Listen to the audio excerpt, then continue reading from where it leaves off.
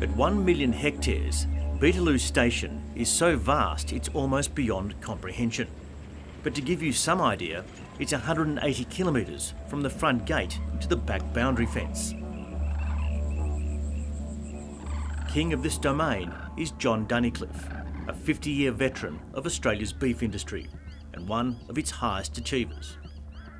John's story is fabulous and I'm delighted to be a part of it. He is a visionary, he's entrepreneurial, and he is so thoughtful about maximising the value, protecting the land, and ultimately he is changing the way, certainly beef farming in far north of Australia is going to happen. I believe that what we're doing at Beetaloo will be the way it gets done in the future. Beetaloo Station, 700 kilometres south of Darwin, represents the culmination of a life's work.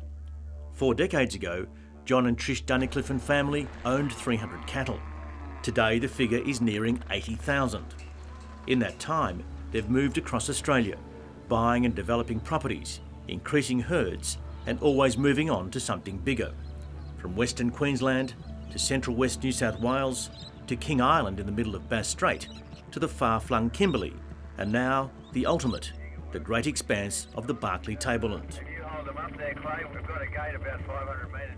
The goal here is to greatly bolster productivity and cattle numbers. It's a big ambition and a costly one. Around $40 million is being spent on infrastructure. We're not unique in this, in a real sense. It's just that we've done it in on a mass program, and that's really been to do with funding as much as anything. We've been able to get the funds to come in from Brett Blundy, and that's really given the whole thing an impetus. That it might have been a slow program if we were trying to do it out of the proceeds of cattle, because the cattle market has been to date a fairly fine margin industry. A crucial part of the plan is a world away from the outback, in the far-off world of big business at the top end of town. With an estimated personal fortune of more than $800 million and rising, Brett Blundy is one of Australia's richest men. His company, BB Retail Capital, has a stable of retail brands and products, including fashion jewellery, Manchester and homewares, undergarments, lingerie and scented candles. BBRC also has a stake in the popular Sydney Harbour Bridge climb. Now based in Singapore, Landline caught up with the former farm boy at Melbourne Airport. It's the first time Brett Blundy has spoken in person about his investment in Northern Australia's beef industry. The obvious question is why? The quick story is about 15 years ago I've been travelling to China and Asia for a long while, and it occurred to me that China, particularly and consequently the rest of Asia, will not be able to feed itself as their economies grow. And then I thought that beef and protein were very important, so I started to look around for that investment and discovered John, Trish and Jane, and loved what they were doing. Increasing productivity is going to be essential in beef growing, and that was the start of the relationship. John was doing something spectacular. It needed funding to be successful. It was too good an opportunity, and here we are. The key is water. The only way to fully utilise these vast grasslands is through good, reliable, well-spaced watering points. By late next year, a bold 10-year plan to pipe water underground will be complete. So John, you've got about 570 of these tanks dotted across the property. We intend to put about 600 in, so we're just about on the home straight now. They're a 30,000 gallon or a 130,000 litre tank, and go to, in most cases, they go to 4 troughs in adjoining paddocks. It's pretty simple. They're just all supplied by a poly pipe that's coming from the bore. The bore's about 12 k's away, and every 4 k's along the polythene pipe is a tank and system, same as this.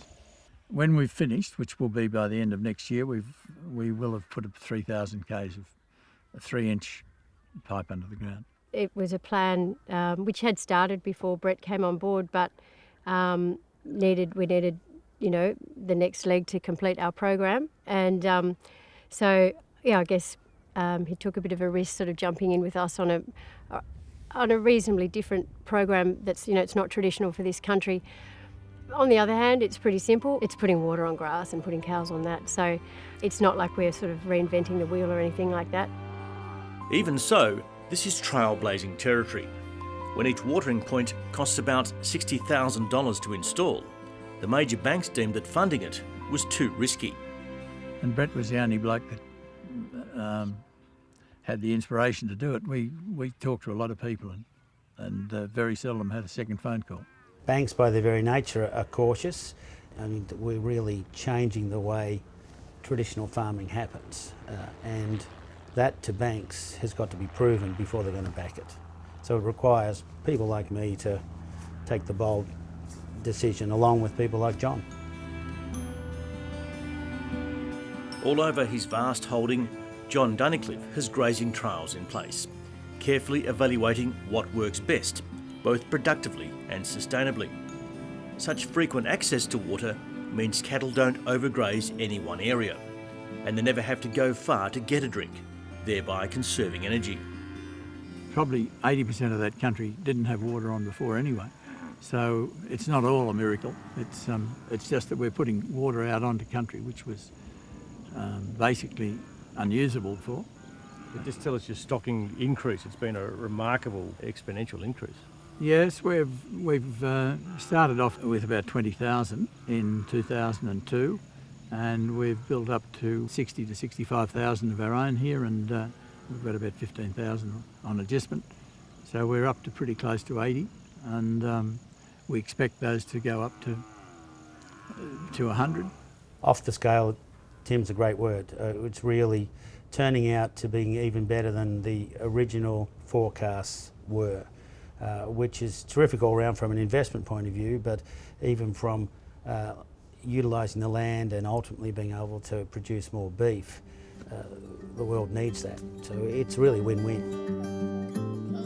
Beetaloo is a family concern. Jane, one of John's 3 daughters, handles marketing. Her husband Scott is the main pilot and operations manager. How'd you go with the fire last night, Dad? Well, it wasn't too bad. We might have another area though where it's out of control. In the dry season, one of the great threats here is wildfire. Lightning strikes can ignite fires in remote terrain that, if left unchecked, can destroy pasture, fences and stock. During Landline's visit, that very scenario arose. Basically, we've got a fire that's come into us from about 50 k's east of us, and it's probably got best part of a 100-kilometre front on it, so it's a pretty good fire now. It's jumped a couple of breaks which we've been burning over the last few nights. This fire has already burnt about 200,000 hectares. If it gets into Beetaloo's grasslands, it could easily burn as much again. In the hottest part of the day, the fire jumps control lines and sweeps across tall grass. As luck would have it, there's a fire truck nearby. The fire is curtailed, and today it's a near miss.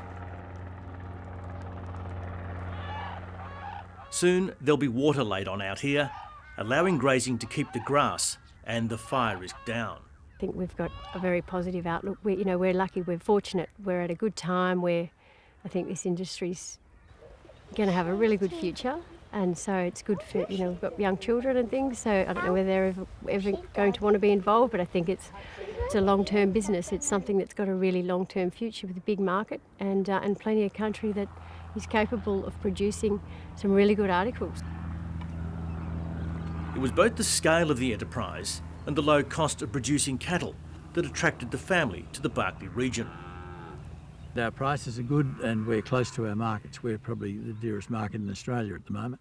And so there's a lot of benefits, and I think it's the next generation. It's Jane and Scotty and that group that are going to be the ones that are going to be the winners. I think Trish and I are really, we're at the tail end of a cycle rather than they're at the beginning of a whole new one. Brett Blundy's stake in Northern Australian cattle includes other members of the Dunnicliffe clan, daughter Emma and son-in-law Adrian Brown. They're on neighbouring Amungi Mungi station, a 3-hour drive from Beetaloo. That's what I've done with Adrian and Emma. They've got real skin in the game. They're driving it, and I'm backing it. And the results are going to be terrific. And this is what we've dreamt with our whole life. So being able to do it is great at the end of the day. So I know there's a lot of people out there that I've spoken to and would love to do what we're doing, but we started this sort of project when we left Beetaloo 6 years ago, and had a focus on where we wanted to go to, and we've been driving it ever since. So we're finally getting here. Amungi Mungi is undergoing the same transformation as Beetaloo. Frequent, strategically placed watering points, about 180 are planned, and extensive fencing. Within 3 years, they'll extend to every corner of the station's 320,000 hectares. We had to bring a partner in who has the ability to push it forward. It is in the millions. It's certainly not cheap, but we see there's a return at the end of the day to make it work. Adrian and Emma Brown have a 12.5% stake in the venture. Having a good operation or a good base makes running an operation so much easier. Soon the couple and young family will have a new homestead to make life in this isolated region more comfortable. To me, 4 or 5 years ago when we made the investment, it was up there in terms of risk reward. As each year has gone by, as I sit here now, there is no risk. Indeed, as you know, I just spent $6.5 million teaming up with, we bought Amungi Mungi with Adrian and Emma. That probably answers it in itself, and we're developing that 750,000 acres. And we're going to be doing the development faster than we did at Beetaloo, because we've learnt a lot, we know a lot. So I think that probably tells you where I think the risk sits at the moment, in terms of it's now about the normal country risk, droughts, fires, cattle prices, but I don't see those as any risk that any other beef enterprise in the north is faced with. Adrian Brown learnt much from his time at Beetaloo, but believes it's possible to improve upon that model. This is the year 1 tanks that we're going to put in with all the GPS coordinates. It's certainly given us the confidence in what we're doing is going to work. John's put a lot of effort in over the number of years there, developing the system and proving it up. So we wanted to carry on that idea and also put a little bit of our own side to the development going forward. We're looking at the vegetation that's available, and we don't know what's the best for our animal for nutritional levels at the moment, just due to such a variety here. Just boom out a bit, mate. Just go up and boom out a bit. While building the watering system at Beetaloo, the Browns were unhappy with the quality of the polythene pipe and concrete troughs they were able to buy. So they built their own manufacturing plant in Katherine. The thriving business now caters for the pastoral and mining industries in the north. So we came in and now producing pipes from an Australian standard and supplying the rural market and specialising in educating the rural people on what good quality pipe is for longevity. They'll take the extra bungs out and leave 1 bung. Adrian and Emma are the classic young, ambitious, driven, can see the future, aren't really carrying any of that traditional, what I call baggage that sometimes stops doing these new things.